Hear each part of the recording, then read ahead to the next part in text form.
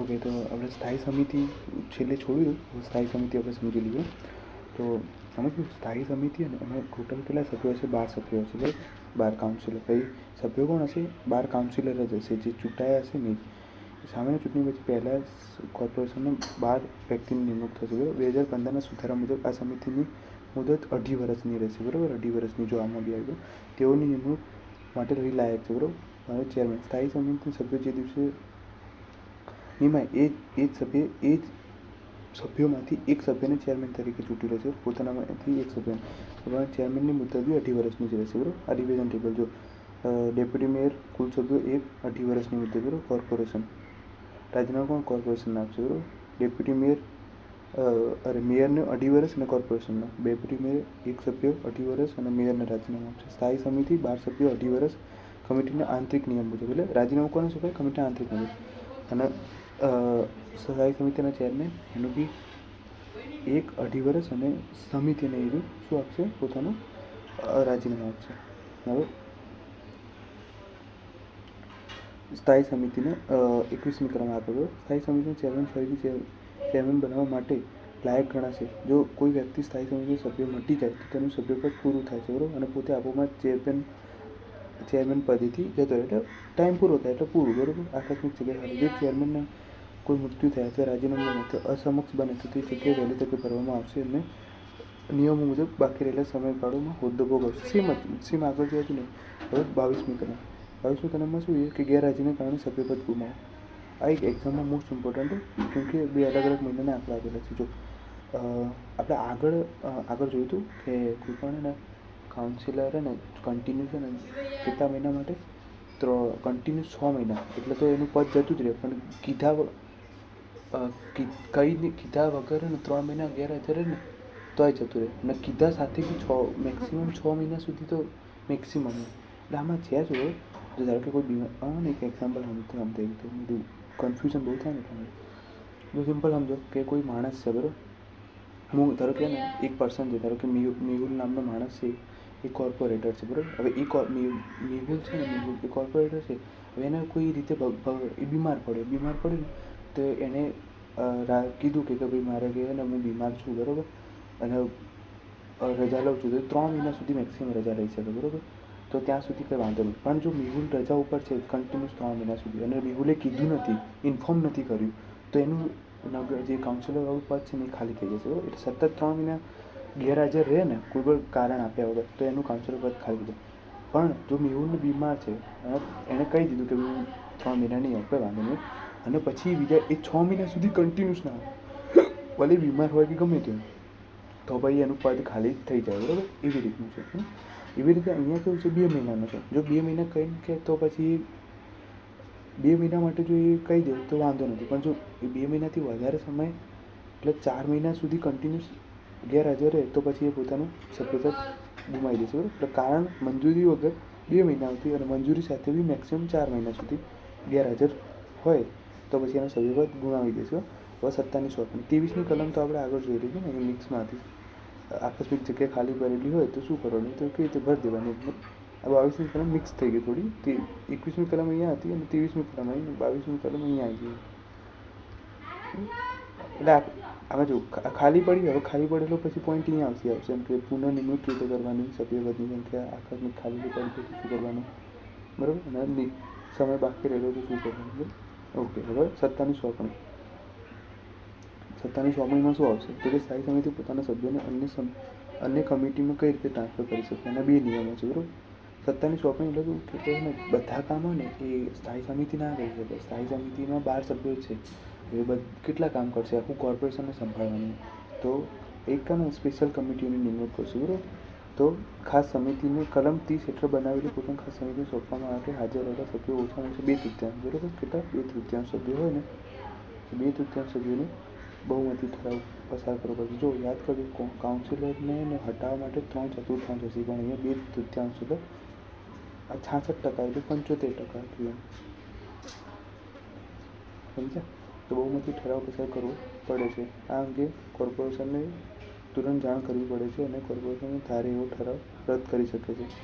પેટા સમિતિ સ્થાયી સમિતિ પોતાની અંદર નાની સબ કમિટી બનાવી શકે છે અને સબ કમિટી બનાવીને પછી એના સભ્યોને ઓછામાં ઓછા 3 હોવા ફરજિયાત છે, બરાબર. એટલે જો પેટા સમિતિ સબ કમિટીમાં સભ્યો હોય ઓછામાં ઓછા 3 હોવા જોઈએ.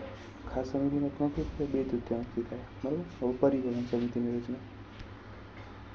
પરિવહન સમિતિ એટલે ટ્રાન્સપોર્ટ કમિટી. ટ્રાન્સપોર્ટ કમિટીની રચના કે જ્યારે મારે પોતાના શહેરમાં કોઈ પણ સિટી બસ અથવા પરિવહન ચલાવે છે, જો યાદ રાખવાનું 25માં ટ્રાન્સપોર્ટ કમિટી આ એક્ઝામમાં આવી શકે સેક્શન.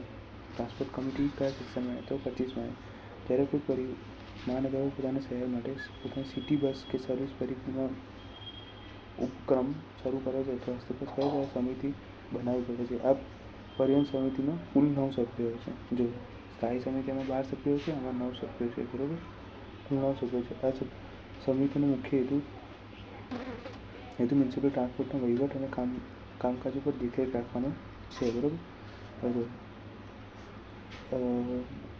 આપણે જે આટલું બધું જોયું એમાં થોડું શોર્ટમાં જોયેલું છે. બેઠકમાં ગેરહાજર તો વગર મંજૂરી 2 મહિના અને ગમે તે કારણસર 4 મહિના ગેરહાજર તો રદ થશે. એ ખાસ સત્તાની સોંપણી અહીંયા હાજર રહેલા 2/3 સભ્યોની મંજૂરી હોવી જરૂરી છે. એ પેટા સમિતિ ઓછામાં ઓછા 3 સભ્યો હોવા જરૂરી છે, બરાબર. કઈ છે પેટા સમિતિ સબ કમિટીમાં ઓછામાં ઓછા 3 સભ્યો હોવા જરૂરી છે. ટ્રાન્સપોર્ટ કમિટીમાં 25/1માં આ સમિતિ કુલ 9 સભ્યોની છે. હવે ટ્રાન્સપોર્ટ કમિટીમાં માળખું અને નિયમો, બરાબર. જો આપણે અગાઉ જોયું કે 9 સભ્યો છે, 9 સભ્યોની વહેંચણી અને નિયમો નીચે 8 સભ્યોનો નિયમ. કોર્પોરેશન પોતાની પહેલી સભામાં એવા 8 સભ્યો નિયમિત કરશે જેઓ વહીવટ, પરિવહન, એન્જિનિયરિંગ, ઉદ્યોગ, વાણિજ્ય, નાણાકીય અથવા મોજૂદ બાબતોનો બહોળો અનુભવ ક્ષમતા ધરાવતા હોય, બરાબર. 8 સભ્યો મહાનગરપાલિકાના કાઉન્સિલર હોઈ પણ શકે અથવા ન પણ હોઈ શકે. એ જરૂરી નથી કે એ જ હોઈ પણ શકે અથવા ન પણ હોઈ શકે, અને એટલે કે બહારના નિષ્ણાતો પણ મૂકી શકે છે, બરાબર. હવે પરીક્ષા માટે ખાસ ટ્રીટ શું છે કે આ સભ્યો મહાનગર કાઉન્સિલ હોઈ પણ શકે અથવા ન પણ હોઈ શકે, એટલે કે બહારનું નિષ્ણાત પણ મૂકી. સોરી, રિપીટ થઈ ગયું છે, રિમૂવ કરી દઈશું, બરાબર. રિપીટ થઈ ગયું છે. પછી એક હોદ્દાની રૂએ સભ્યો. સ્થાયી સમિતિના ચેરમેન આ પરિવહન સમિતિના હોદ્દાની રૂએ સભ્ય ગણાશે. એટલે જે સ્ટેન્ડિંગ કમિટીના ચેરમેન છે ને એમાં આના એક સભ્ય છે, બરાબર. એટલે જો નિમાયેલા 8 સભ્યો પ્લસ એક સ્થાયી સમિતિના ચેરમેન એટલે ટોટલ 9 સભ્યો થઈ જશે, બરાબર ને. નોંધથી અહીંયા ક્યારની મિસ્ટેક ન હતા ને એટલા માટે જો 9 સભ્યો, 1 સભ્યો અને પ્લસ 9 સભ્યો ટોટલ થઈ ગયા 9 સભ્યો. 8 નિમાયેલા સભ્યો. નિમણૂક તો ગમે તે હોય, છેવટે નિમણૂક તો કોર્પોરેશન જ કરવાની છે, બરાબર. પણ એ નિમણૂકમાં કોણ આવે તો કે એ મજૂર બાબતે હોય કાં તો પછી પરિવહન હોય, ટ્રાન્સપોર્ટ હોય, એન્જિનિયર હોય, એડમિનિસ્ટ્રેટિવ હોય, કોમર્શિયલ હોય, બધું હોય. પણ જે નિર્ણય છેલ્લે એક એટલે કહેવાય ને કે કોર્પોરેશન જ આનો સભ્યોની નિમણૂક કરશે. પ્લસ સ્થાયી સમિતિના ચેરમેનના સભ્યો. સ્થાયી સમિતિના એક ચેરમેનમાં કુલ 9 સભ્યો છે. હોદ્દાની મુદત. હોદ્દાની મુદત કેટલી હોય છે તો 2015ના સુધારા મુજબ જો આમાં બી 2.5 વર્ષ જ આવશે, આવ્યું ને 2.5 વર્ષ, 2.5 વર્ષની રહેશે. પરંતુ આ મુદત કોર્પોરેશનનું ચાલુ ટર્મ કરતાં વધીને જવું જોઈએ. તેની પૂર્ણ નિમણૂક માટે લાયક છે. ગેરલાયક જો કોઈ વ્યક્તિ કાઉન્સિલર બનવા માટે ગેરલાયક હોય તો પરિવહન સમિતિનું સભ્ય પણ બની શકશે નહીં, બરાબર ને. એટલે સેમ એને જે લાગુ પડે છે ને ગેરલાયક તો એ બધી આને બી લાગુ પડશે, એટલે બરાબર. ઓકે, હવે આગળ આવશે પરિવહન સમિતિનું સભ્યપદ ક્યારે ગુમાવવું પડે. જો કોઈ વ્યક્તિ નિમાયેલી વ્યક્તિ સંજોગો તાત્કાલિક અસરથી સભ્યપદથી મુક્તિ થઈ જશે અથવા તેની જગ્યા ખાલી રહેશે. જો ગેરલાયક ક્યારે ઠરવામાં આવશે કે 25(3)ના નિયમ હેઠળ અયોગ્ય સાબિત થયું હોય. 25(3)ના નિયમ હેઠળ એટલે જોઈએ 2 કોઈ પણ વ્યક્તિ એટલે આવી 3 નંબર એટલે કોઈ પણ વ્યક્તિ કાઉન્સિલરના સભ્ય બનવામાં ગેરલાયક હોય તો એ પરિવારના સભ્યોમાં પણ ગેરલાયક થશે, બરાબર. એટલે એ કહેવાય પછી ગેરલાયક ઠરવાનું. પછી હિતોનો ઠરાવ. જો કોઈ સમિતિ કોઈ એવી બાબત પર ચર્ચા વોટિંગ થવાનું હોય જેમાં સભ્યો પોતાનો અથવા બિઝનેસ પાર્ટનરનો સીધો આડકતરી આર્થિક સ્વાર્થ હોય, બરાબર. આર્થિક સ્વાર્થ હોય અથવા કોઈ ક્લાયન્ટ વચ્ચે તેનો વકીલાત કરતો હોય અથવા વોટિંગનો ભાગ હોય સભ્ય પદ ગુમાવવું પડે અથવા CD ગેરહાજરીના નિયમો સ્થાયી સમિતિ જેવા જ બેઠા રહેશે, બરાબર. એટલે સ્થાયી સમિતિમાં તો 2 મહિના વાળું હતું ને એવી રીતનું છે. પૂર્વ મંજૂરી વગર 2 મહિના અને મંજૂરી સાથે 4 મહિના, બરાબર. આવી ગયું ને સેમ ટુ સેમ. એટલે આમાં બી નિયમ તો સેમ જ. એટલે જો સ્થાયી સમિતિ ટ્રાન્સપોર્ટ કમિટી એના ગેરહાજરીવાળા નિયમો સેમ જ રહેશે, બરાબર. અને કોર્પોરેશનના જે કાઉન્સિલર છે ને એના અલગ થોડા રહેશે, બરાબર. એના 3 મહિના અને 6 મહિના. ઓકે, તો હવે આપણે થોડું આ જોઈ લઈએ, બરાબર. વિવાદના નિર્ણયનો અંતિમ નિર્ણય કોણ? જો કોઈ સભ્ય 26(1) કલમ હેઠળ ખરેખર ગેરલાયક ઠર્યો છે કે નહીં તે બાબતે કોઈ શંકા કે વિવાદ ઊભો થાય તો મ્યુનિસિપલ કમિશનર કોર્પોરેશનને વિનંતીથી આ પ્રશ્નનો આખરી નિર્ણય જજને મોકલશે, બરાબર. જજને આખરી નિર્ણય જશે.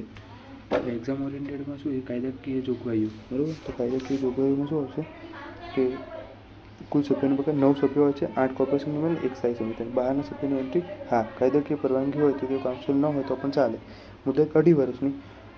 ગેરલાયકાત 2 મહિના મંજૂરી વગર સળંગ અને ગમે ત્યારે કારણસર 4 મહિના. અને વિવાદ સર્જાય તો કમિશનરને મોકલવાનું, બરાબર.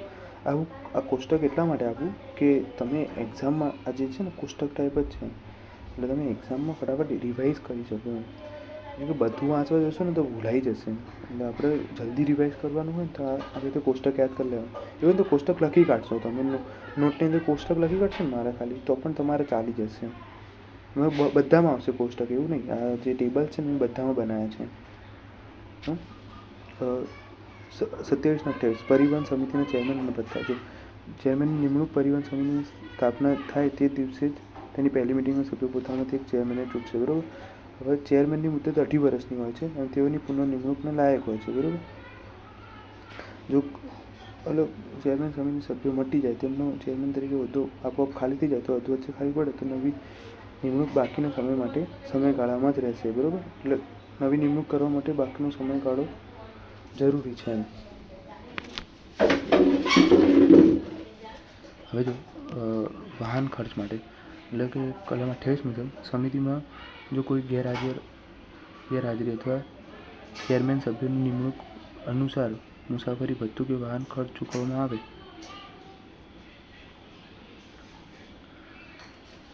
એટલે કન્વિનિયન્ટ ચાર્જ આપવો પડે. જો હા, એક ઇમ્પોર્ટન્ટ છે અહીંયા.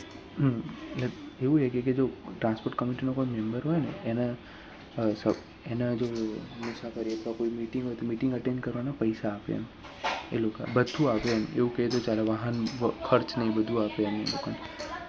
જો કે જરૂર તો હોય નહીં, પગાર એટલો 50 રૂપિયાનું પેટ્રોલ ના બાળીએ કે એ વાળું. ઓકે, તો હવે કલમ 29 જસ્ટ જોકિંગ. કલમ 29 પરિવહન સમિતિની પેટા સમિતિઓ. પરિવહન સમિતિ પોતાના કાયદા મુજબ પોતાની અંદરની જ એક નાની પેટા સમિતિ છે, બરાબર.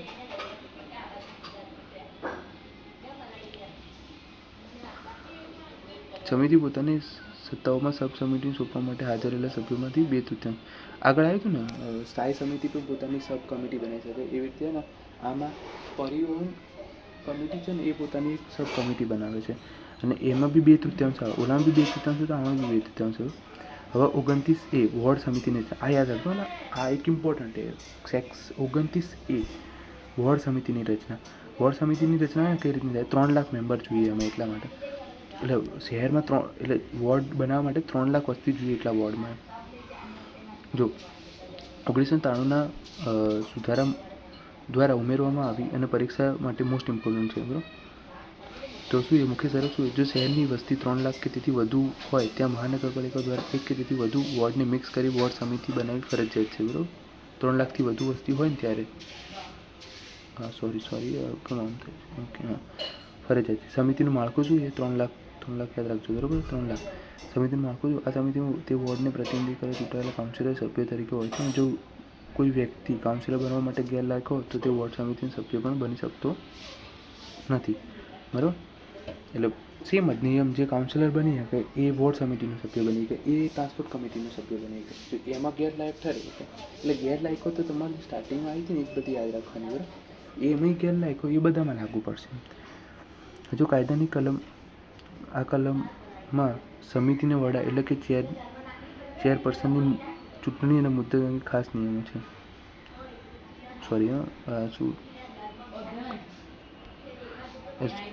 એટલે આ ઇમ્પોર્ટન્ટ નથી એમ. કાયદાની કલમમાં સમિતિના વડા એટલે કે ચેરપર્સનની ચૂંટણી અને મુદ્દત અંગે ખાસ આ નિયમ છે. એટલે આના માટે એમ. જો વોર્ડ સમિતિની ચેરપર્સનની મુદ્દત 1 વર્ષની હોય છે, માત્ર 1 વર્ષની, યાદ રાખજો. એટલે આ ભૂલી નથી થતા.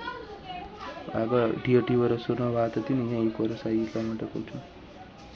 1 વર્ષની મુદત હોય છે, બરાબર. હવે કલમ 29A મુજબ દર વર્ષે તે જ મહિનામાં નવી ચૂંટણી કરી ચેરપર્સનને બદલવા અથવા ફરી ચૂંટવામાં આવે છે. એટલે આજે હું 3 લખ્યું છે ને, એ સબ સેક્શન છે. આપણે સબ સેક્શન એકે યાદ નહીં રાખવાના. હું તમને સેક્શન બી કહી દઈશ કે કયા કયા સેક્શન યાદ રાખવું. એક લિસ્ટ આપી દઈશ છેલ્લે તમને કે આ સેક્શન તમારે યાદ રાખવાના છે, બરાબર. લિસ્ટ એટલે નામ લખી દઈશ, આ સેક્શન નામ, આ સેક્શન નામ. એટલે તમે બધા એક છેલ્લે એક્ઝામમાં એક જ વખત જોઈને છે ને યાદ રહે. ચેપ્ટરનું નામ બી આપી દઈશ કે આ ચેપ્ટર આ નામ.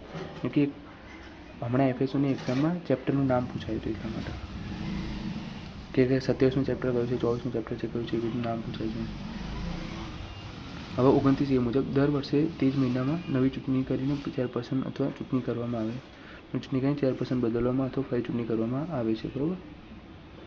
વધુ સમિતિમાં માત્ર એક જ વોર્ડ હોય તો તે વોર્ડનો કાઉન્સિલર સીધો જ ચેરપર્સન બની જાય છે. અને 2 કે તેથી વધુ હોય તો કાઉન્સિલર પોતાનામાંથી કોઈ એકને ચેરપર્સન ચૂંટે છે. એ તો સિમ્પલ વસ્તુ ને. અગર 1 હોય તો ડાયરેક્ટ એ જ ચેરપર્સન બની જશે. એટલે આમાં પાછું એવું છે કે 2 કે તેથી વધુ વોર્ડ હોય તો એટલે આમાં કેવી રીતનું ખબર હોય, કદાચ તમે નામમાં જ પડી ને તો વોર્ડની રચના કઈ રીતે હું તમને સમજાવું. ધારો કે અમદાવાદ એરિયા છે, બરાબર. અમદાવાદમાં ને નારણપુરા વોર્ડ છે, બરાબર. પછી એને ઘાટલોડિયા વોર્ડ છે, બરાબર. અથવા સોલા છે, પછી સાયન્સ સિટી છે. આ રીતની એરિયા છે, એ વોર્ડ છે, બરાબર. હવે અમદાવાદની વસ્તી તો છે જ વધારે, બરાબર. એ તો 3 લાખ કરતા તો અલગ અલગ વોર્ડની રચના કરવાની. હવે વોર્ડમાંથી ને એ વોર્ડમાંથી કાઉન્સિલર બનાવવામાં આવશે, બરાબર. અને એટલે જે વોર્ડ સમિતિની રચના થાય છે ને એ વાત કરું. વોર્ડમાંથી કાઉન્સિલર ચૂંટાશે, બરાબર. હવે દરેક વોર્ડના કાઉન્સિલર આવશે. હવે ધારો કે અમદાવાદમાં સમજો કે 10 વોર્ડ છે, બરાબર. તો 10 વોર્ડમાંથી કોઈ એક એ લોકોમાંથી ડિસ્કસ કરશે કે ભાઈ હા ચલો કે હું કે ને આને આપણે ચેરમેન બનાવીએ અથવા આને ચેરમેન બનાવીએ. એ રીતે લાયકાત નક્કી કરીને પોતાના પછી ચેરમેન બનાવશે. એ સમજો કે વડોદરા છે, વડોદરામાં 3 લાખ અથવા 4 લાખ વસ્તી છે, બરાબર. તો ત્યાં વોર્ડની રચના કરી, પણ ત્યાં વોર્ડની કે એક જ વોર્ડની રચના થશે. તો એક વોર્ડની રચના થઈ તો આપણે શું કર્યું, એમાંથી જે વ્યક્તિ હતા, જે ચેરપર્સન તો કાઉન્સિલર હતા, એ કાઉન્સિલર જ ચેરપર્સન બની જશે. કેમ કે માણસ જ નથી, એક જ વ્યક્તિ છે જે વોર્ડ સમિતિમાં છે. તો વોર્ડ સમિતિમાં એક જ વ્યક્તિ હોય તો એ જ ચેરપર્સન બની જશે. આ એવી રીતની પોઈન્ટ છે. તો કેવું થાય નહીં કદી બી, મેક્સિમમ હોય જ 5-7 તો હોય જ કે જેથી આવી રીતે ચેરપર્સન નિમણૂક કરી શકાય, બરાબર. હવે આ શું છે, જો સ્થાયી સમિતિમાં 2.5 વર્ષ, પરિવહન સમિતિ 2.5 વર્ષ અને વોર્ડ સમિતિમાં 1 વર્ષ, બરાબર. સત્તાની સોંપણી પેટા સમિતિની સત્તા સોંપવા માટે બહુમતી, બરાબર, 2/3 આપવાની હોય છે, બરાબર. પેટા સમિતિ આમાં બી હતું ને સ્થાયી સમિતિમાં. હવે વોર્ડની સમિતિના નિયમ તો આકસ્મિક ખાલી જગ્યા. જો વોર્ડ સમિતિના ચેરપર્સન સભ્ય પદ સમય મર્યાદા પહેલાં ખાલી પડે તો નવી ચૂંટણી કરી નવા ચેરપર્સનની નિમણૂક થશે. અને એ બાકી રહેલા સમયગાળા માટે હશે. સમિતિની મુદત, જો કોઈ વોર્ડ સમિતિનું આયુષ્ય કોર્પોરેશન આયુષ્ય જેટલું એટલે કે તેની સાથે સમાપ્ત થતું હોય તો વોર્ડ સમિતિ આખી ટર્મ સુધી ચાલુ રહેશે, પરંતુ તે ચેરપર્સન દર વર્ષે બદલાયા કરશે. એટલે આમાં એવું છે કે વોર્ડ સમિતિનું આયુષ્ય કોર્પોરેશનના આયુષ્ય જેટલું એટલે કે તેની સાથે સમાપ્ત થતું રહેશે, બરાબર.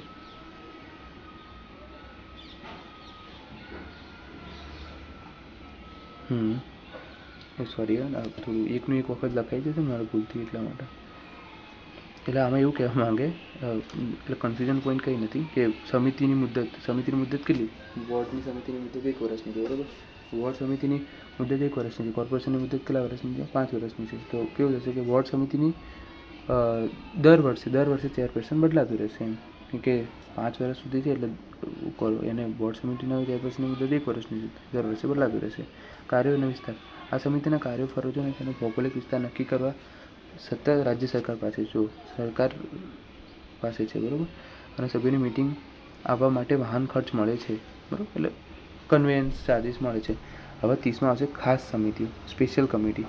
મહાનગરપાલિકા પોતાના વિશિષ્ટ કામો જેમ કે આરોગ્ય, પાણી, ગટર પાણી પુરવઠો વગેરે પોતાના સભ્યોમાં ખાસ સમિતિ બનાવી શકે છે. તેના નિયમ નીચે મુજબ છે. સત્તાની સોંપણીની પ્રક્રિયા, જો કોર્પોરેશન પોતાના સભામાં હાજર રહેલા મતદાન કર્મીઓના ઓછામાં ઓછા 2/3 સભ્યોની બહુમતી ઠરાવ પાસ કરીને તેનો સમિતિનો કાર્યકાળ અને સત્તાઓ નક્કી કરી શકે છે, બરાબર. મુખ્ય હોદ્દેદાર, દરેક ખાસ સમિતિ પોતાના સભ્યોમાંથી 2 વ્યક્તિને ચૂંટશે. એક ચેરમેન અને બીજા ડેપ્યુટી ચેરમેન હશે, બરાબર.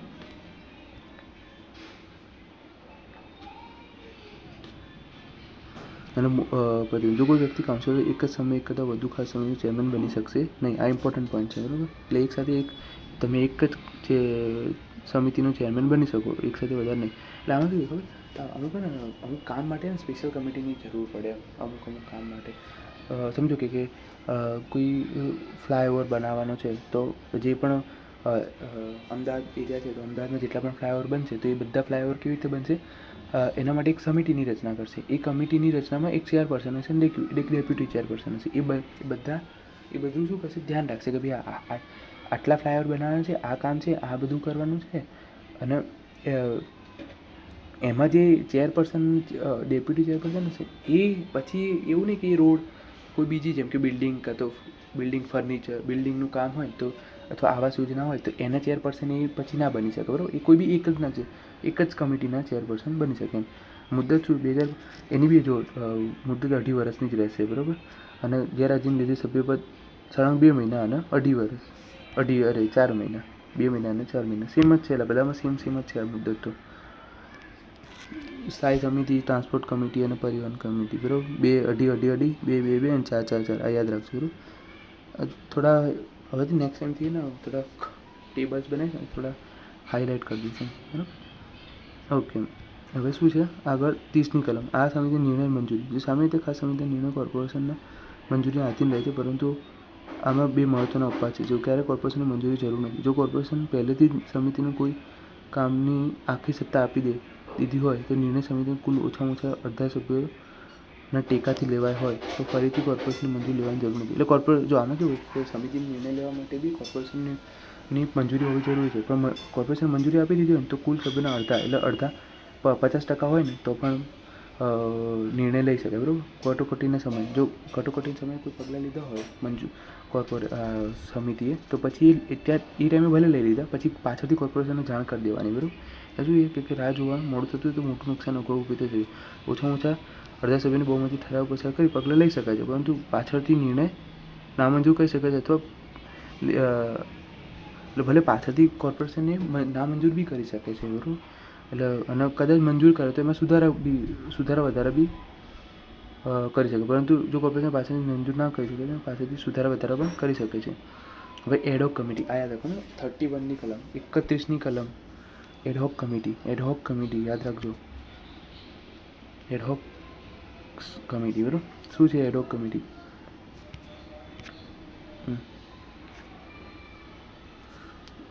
એડહોક કમિટી શું છે, તો કોઈ આપણે આને જોઈન્ટ કમિટી આપણે એને જોઈ લઈએ છીએ, બરાબર.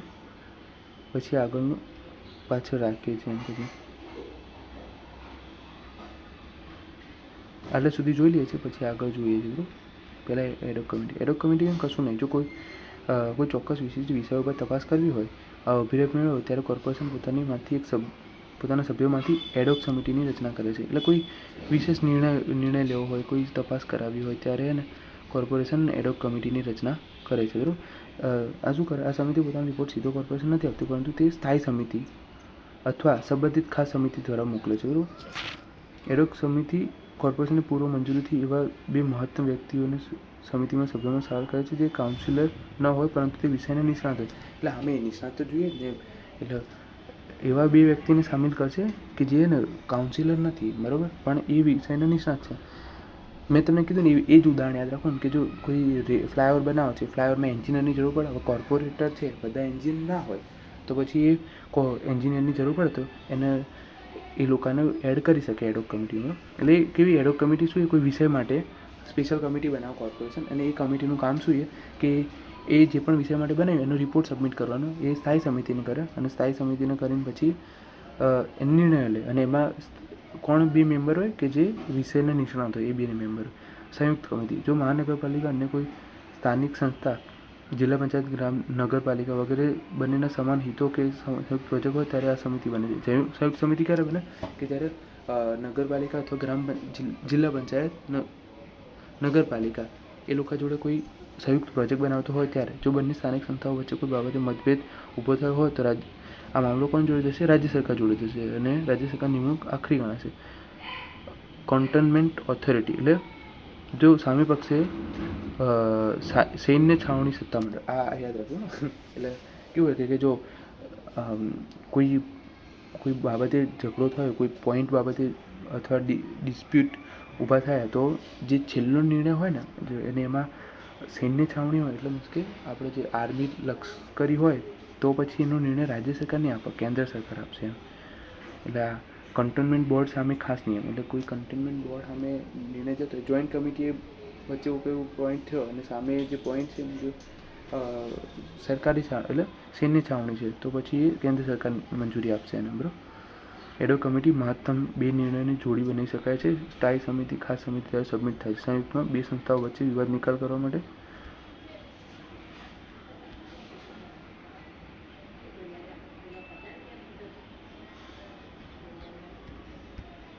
હમ 32(4) અને 32(4) અને 5 કર ઉઘરાવવાની સંયુક્ત સમજૂતી. જો કોર્પોરેશન અને અન્ય કોઈપણ સ્થાનિક સંસ્થા સાથે મળીને ટેક્સ કલેક્શન કરવા માંગતી હોય તો કોર્પોરેશન બીજી સ્થાનિક સંસ્થાઓ વતી ઓક્ટ્રોય, જકાત, ટોલ ટેક્સ અથવા વાહન, હોડી, પશુઓ પરનો ટેક્સ ઉઘરાવવા માટે સમજૂતી કરી શકે છે. કઈ તો જકાત એટલે ઓક્ટ્રોય, બરાબર, ટોલ ટેક્સ, વાહન, હોડીઓ અને પશુઓનો ટેક્સ ઉઘરાવવા પર સમજૂતી કરી શકે છે. કોની મંજૂરી? સામે સંજોગોમાં રાજ્ય સરકારની મંજૂરી જરૂરી છે, પરંતુ સામે પક્ષે પાછું જો સૈન્ય છાવણી હોય તો પાછું કમાન્ડિંગ ઇન ચીફની મંજૂરી પણ લેવી પડે છે. ઓફિસર કમાન્ડિંગ ઇન ચીફ, રાજ્ય સરકારની સાથે ઓફિસર કમાન્ડિંગ ઇન ચીફની મંજૂરી લેવી પડે છે. જો નફા નુકસાનની વહેંચણી આ રીતે ભાગે થયેલા ટેક્સની રકમ અને તેનો ખર્ચ સમજૂતી નક્કી થાય પછી મ્યુચ્યુઅલ ફંડ અને જે તે સંસ્થાને ફંડ વહેંચવામાં આવે શકે છે. ઓકે, તો આ શું છે? આ ડિસ્કશન છે કે ભાઈ કઈ તમે અંદર સંયુક્ત વહેંચણી કરી શકો છો અને કઈ રીતે આ પોઈન્ટ લઈ શકો છો. એટલે આમાં કેવું હોય કે ઘણી પહેલાં કેવું કે કોઈ 2 જણા ભેગા થઈને આવી રીતે કામ કરતા હોય, બરાબર, તો પછી 2 જણા ભેગા થઈને કામ કરતા હોય તો એ લોકોને ટેક્સ કોણ લેશે, પૈસા કઈ રીતે ઉઘરાવશે ને બધું જે પણ ડિસ્કશન હોય એ સરકાર જોડે થાય, બરાબર. સૈન્ય છાવણી હોય તો ભાઈ કેન્દ્ર સરકાર જોડે. હવે આપણા કલમ 33-34 એક જોઈ લઈએ. કાયદેસરની કાર્યવાહીની કાયદેસરતા. જો આ 3 કલમમાં શું છે કે ખાલી જગ્યા હોવી. જો કોર્પોરેશન આ 3 કલમો કોર્પોરેશનની મીટિંગ, નિર્ણયો અને નાના મોટા કાનૂની ટેકનિકલ અવરોધોથી બચાવે છે, બરાબર. આ શું છે? 33માં ખાલી જગ્યા હોવી. જો કોર્પોરેશન કોઈ કમિટીમાં સબકમિટીમાં કોઈ જગ્યા ખાલી હોય તો માત્ર તેના આધારે તેમના નિર્ણયો કે કાર્યવાહી કોર્ટમાં પડકારી શકાશે નહીં. એટલે કોઈ જગ્યા ખાલી હોય એટલે તમે એવું ના કહી શકો કે જગ્યા ખાલી હતી એટલે નિર્ણય ખોટો છે, એવું ના. ભાઈ ગેરલાયકાત કે ખામી. જો પાછળથી ખબર પડે કે મીટિંગમાં ભાગ લેનાર કોઈ councillor, deputy mayor, committee chairman ગેરલાયકાત અથવા તેમની ચૂંટણીમાં કોઈ ખામી હોય તો પણ તેમને થયેલી કાર્યવાહી રદબદલ ગણાશે નહીં. એટલે જ કે નિર્ણય લેતી વખતે હાજર બહુમતી સભ્યો કાયદેસર હોવા જરૂરી છે. ભાઈ મિનિટની સચ્ચાઈ. જો કોઈ જ્યાં સુધી કોઈ ખોટું સાબિત ન થાય ત્યાં સુધી મીટિંગની પ્રિસિડિંગ નોંધ પર સહી થઈ ગઈ હોય તો તે મીટિંગ કાયદેસર રીતે બોલાવી હતી અને તેના લીધે સભ્યો લાયક હતા એવું માની લેવામાં આવશે. આ 3 શું છે કે અમુક કેવું હતું કે કાયદાની કાયદેસરતા. એટલે આવું એવું કહે છે કે કોર્પોરેશનની મીટિંગ અને એના રિલેટેડ કોઈ કાર્યવાહીની કાયદેસરતા. એટલે કોઈ પણ નિર્ણય લે છે તો કઈ રીતે ગેરલાયક ના ઠરે એ. તો 1 તો 3 કે ખાલી જગ્યા હોય તો એવું ના કહી શકે એવું ગેરલાયક છે. 34માં શું? ગેરલાયક કે ખામી. કોઈ એક કાઉન્સિલર ગેરલાયક ઠર્યો અને એને નિર્ણય લઈ લીધો તો પછી એના પછી તમે એવું ના કહી શકો એમ, બરાબર. અને 34 મિનિટની સ્થિતિ. જ્યાં સુધી એક વખત કંઈ ખોટું ના પડે અને બધું સહી સિક્કા થઈ ગયા અને આખી મીટિંગ બોલાવી લેવાય તો પછી એમાં જે નિર્ણય લેવાય છે એ સાચું જ ગણાશે. 36માં હવે જો 36નું કલમ આપણે રહેવા દઈએ અત્યારે, પછી આપણે આગળ કરીએ કેમ કે આમાં મ્યુનિસિપલ કમિશનરની નિમણૂકને બધું આવશે. થોડું વાંચતા રહેજો, રિવિઝન કરશો ને તો જ આમાં ખબર પડશે. હું તો તમને એક વાત સમજાવી દઈશ. આ ના જ વસ્તુ તમે 2 વખત વાંચી લેશો ને પછી તો તમને યાદ રહી જશે. સેક્શન તમે અત્યારે નહીં યાદ રાખો ને તો ચાલશે, પણ તમને એક્ટ ખબર પડી જાય કે કહેવા શું માંગે અંદર. આ પહેલાં અત્યારનું જે ત્રીજાનું ચેપ્ટર છે ને ત્યાં સુધી તમારે ને એ યાદ રાખવાનું કે કોણ છે અંદર. જો આપણે સ્ટાર્ટિંગમાં શું જોયું? કાઉન્સિલર જોયા, નગરસેવક ને એ બધું જોયું, બરાબર. પછી એમની નિમણૂક ને એ બધું જોયું. પછી આપણે શું જોયું કે મતદાન કોણ કરે, કેવી રીતે મતદાન કરવાનું એ બધું. પછી સ્થાયી સમિતિની રચના આવી, પછી ટ્રાન્સપોર્ટ કમિટીની રચના આવી, પછી એડોક કમિટીની રચના આવી, પછી જોઈન્ટ કમિટી આવી, સબ કમિટી આવી, બરાબર. મેયર આવી, ડેપ્યુટી મેયર આવી. તમે જોયું ને મેયર, ડેપ્યુટી મેયર એની કલમ આવી એ, બરાબર. પછી એમનો સમયગાળો કેટલો છે? 2.5 વર્ષના સમયગાળા છે એ આવી, બરાબર. તો આ બધા સેક્શન્સ તમારે યાદ રાખવા પડશે એમ. એટલે એવું પછી આ જો વોર્ડ સમિતિની રચના એ કેટલા 3 લાખ લોકોની જરૂરી છે એમાં. પછી ગેરલાયક ઠરવા માટે શું હોય બરાબર, હોદ્દાની રૂએ. પછી હા ટ્રાન્સપોર્ટ કમિટીમાં કેટલા મેમ્બર છે, સ્થાયી કમિટીમાં કેટલા મેમ્બર છે, બધા પોઈન્ટ યાદ રાખવાના આવશે બરાબર. પછી 18મી કલમમાં આપણે જોયું હતું કે કઈ રીતનું ઓલાની નિમણૂક થાય છે એમ, મેયરની ડેપ્યુટી મેયર 19મી કલમમાં મેયર ડેપ્યુટી મેયર જોઈએ. એટલે આજથી તમે પોઈન્ટ યાદ રાખવા પડે. થોડું રિવિઝન કરશો. થોડું મારું એક્સેસિબિલિટી એટલી બધી સારી નથી એટલે હું વિડીયો આવી રીતના બનાવું છું. તો થોડું સારું થઈ જશે એટલે પછી હું વ્યવસ્થિત આ જ પોઈન્ટ થોડા વ્યવસ્થિત બનાવીશ. અત્યારે આખું ડીપમાં બધું સમજાવું છું, પછી રિવિઝન કરીશ ને ત્યારે શોર્ટમાં બધા પોઈન્ટ સમજાવીશ. ખાલી કોષ્ટક જ સમજાવીશ તમને કે આ પોઈન્ટ આવે છે. કંઈ નહીં, સારું ચલો બરાબર, મળીએ હવે નેક્સ્ટ લેક્ચરમાં. ત્યાં સુધી ઓલ ધ વેરી બેસ્ટ.